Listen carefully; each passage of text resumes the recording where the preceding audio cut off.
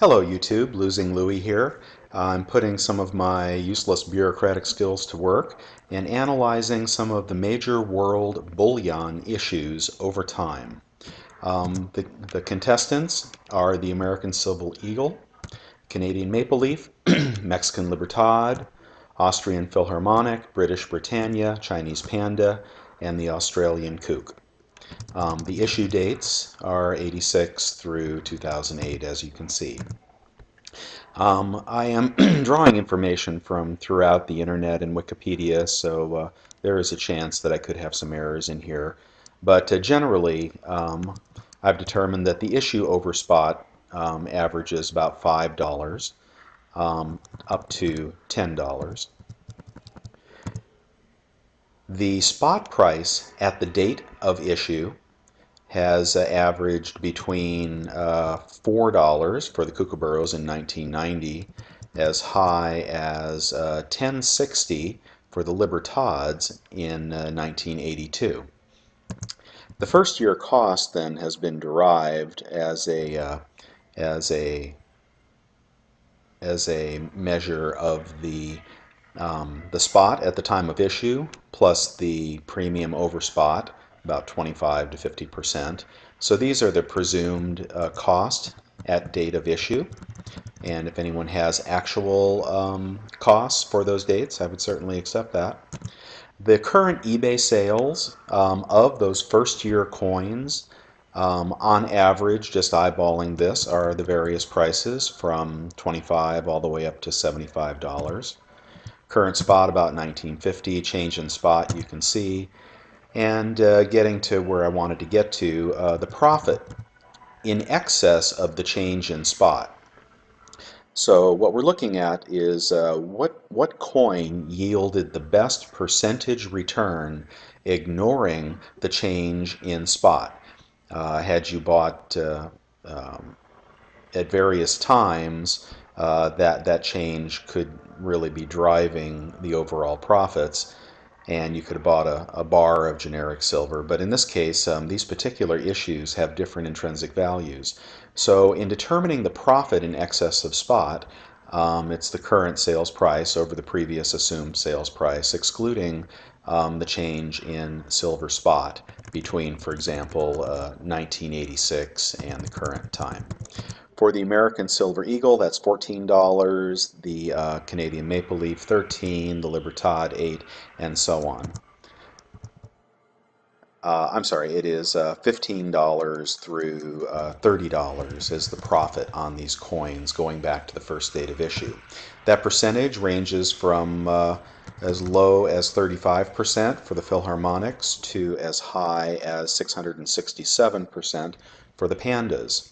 However, they were issued at different points in time, so we need to divide the total returns by the number of years that the issues have been outstanding, giving us a profit per year on the American Silver Eagles of 8%, 3% on the Maple Leafs, 2% on the Libs, 6% on the Philharmonics, 27% on Britannias, 27% on the Pandas, and 23% on the Kooks. If you have owned these three coins, then I presume you have done very well over time. The profit, the other thing that is relevant is the first year mintage. So here we can see the mintage of the American Silver Eagle, 5 million, 5.4, the Maple Leaf, 5.2, the Libertad, 1.1, the Philharmonic, 7.8, first year mintage.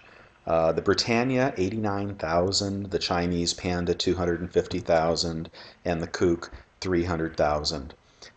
When we see the relationship, it would appear obvious that the higher mintage coins over time produce lower returns, and the lower mintage coins produce higher returns in this experiment. So in the rankings, the British Britannia was the first in the rankings and was tied for the greatest return, and then a tie for second place between the Panda and the Kook, 27% return per year on the Panda, 23% on the Kook. And then going down the line, mintage ranks of 33%, 7, 7, and 48%. Moving forward, we'd want to know what the current mintage is, because the old mintage is not what is currently being minted.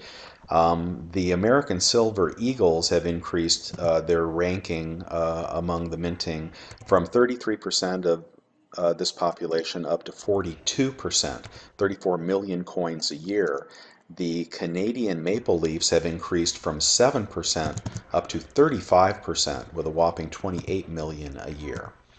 The Libertads are down at 1%, the Philharmonics 11%, a reduction from 48% to 11%.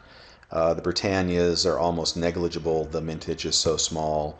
The Pandas have gone from 2% up to 10%, and the Kooks have gone from 2% to 1%. So what I would draw from this example would be the coins that I would focus on in pure bullion form, the cheapest of the coins.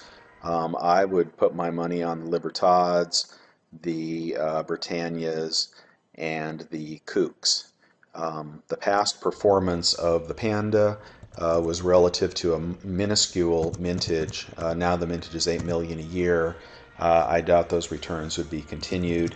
If I had to pick between the Maple Leaf and the American Silver Eagle, I'd probably pick the American Silver Eagle because it has had much superior return, and the Canadian Maple Leaf is just flooding the market with those things. So all things being equal, you can draw your own conclusions, and please make your comments. If you enjoyed this information, please give me a thumbs up. If it gave you a headache, please no thumbs down. Thank you.